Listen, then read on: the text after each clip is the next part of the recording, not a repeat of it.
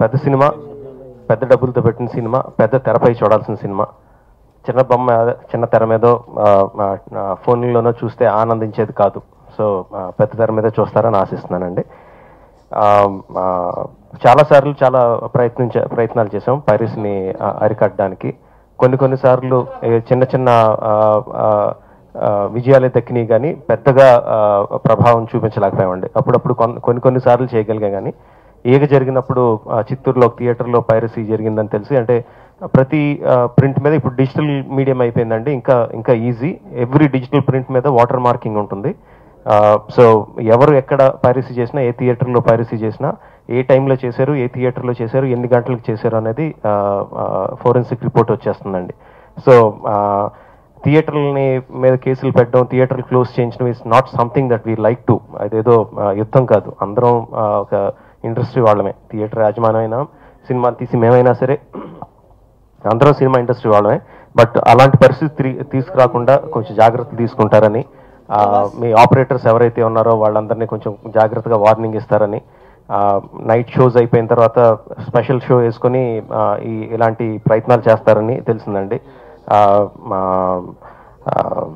Cabin రూమ్కి లాక్లు వేసుకుంటారో అలాంటి జాగ్రత్తలన్నీ మీరే తీసుకొని ఎలాంటి పరిస్థితులు రాకుండా చేస్తారని థియేటర్ యాజమాన్యం వారందరికీ కూడా అభ్యర్థిస్తున్నానండి.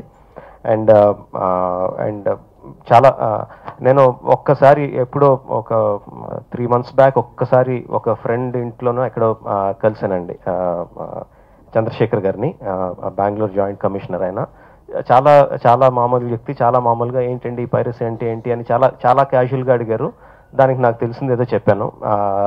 ఆయన ఏదో గట్టిగా నేను యాక్షన్ తీసుకుంటున్నాను అలాంటిది కూడా ఏం చెప్పలేదు. బట్ టక్మని ఒక 3 days బ్యాక్ వచ్చిన న్యూస్ ఏంటంటే చాలా సీరియస్గా తీసుకున్నారని, అండ్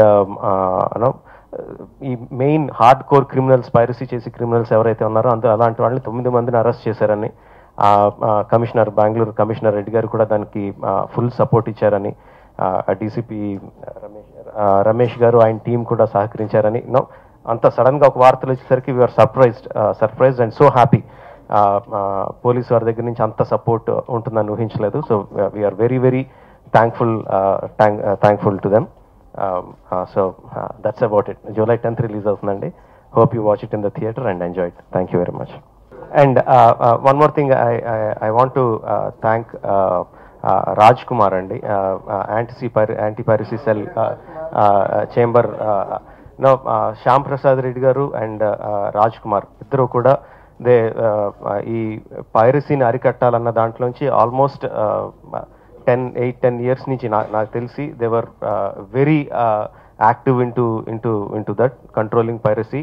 వాళ్ళ అన్ని ప్రయత్నాలు, ఇన్ని సంవత్సరాల ప్రయత్నం కారణంగానే we came to this position. Hard core క్రిమినల్స్ని అరెస్ట్ చేయించడం కానీ ఇలాంటివన్నీ జరగడం వాళ్ళ ప్రయత్నం చాలా ఉందండి. ఐ థ్యాంక్ బోత్ శ్యామ్ గారు అండ్ రాజ్ కుమార్ గారు for doing all this for us. Thank you. Under ప్రొడక్షన్లో ఉన్నప్పుడు బయటకు వచ్చింది that is not piracy, that is leakage. సినిమా రిలీజ్ అయిన తర్వాత దాన్ని ఒక థియేటర్లోనో ఎక్కడో వాట్ ఎవర్ సోర్సెస్ ద్వారా దాన్ని చిత్రీకరించి బయటకు తీసుకొచ్చి దాన్ని వెబ్సైట్లో పెట్టి దాని ద్వారా డబ్బు సంపాదించి ప్రొడ్యూసర్కో డిస్ట్రిబ్యూటర్కో నష్టం కలిగించడం అనేది పైరసీ అండి. Both are completely 2 different things. రెండింటిని ఒకే దీని కింద చూడకూడదండి. మన ఇంటికి ఒక సెక్యూరిటీ అతను కాపలా పెట్టుకుంటామండి. మీరు సెక్యూరిటీ అతను కాపలా పెట్టుకున్నారు, మీ ఇంట్లోనే దొంగతనం జరిగితే మీరు ఆపలేనప్పుడు బయటికి వెళ్తే మీ పర్స్ ఎవడో కొట్టేయడానికి నమ్మకం ఏంటి అని అడిగితే దానికి సమాధానం లేదండి. సెక్యూరిటీ అతను పెట్టుకునేదే డబ్బులు కాపాడుతాడని.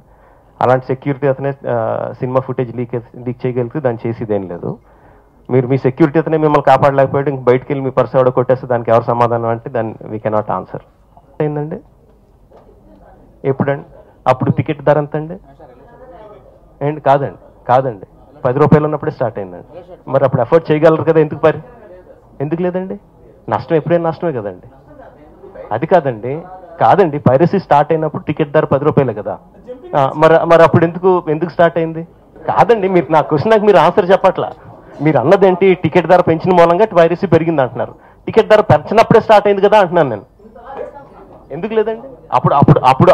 అప్పుడున్న ధరకి అప్పుడు పైరసీ అంత ఎక్కువ ఉంది, ఎప్పటికప్పుడు అంతే.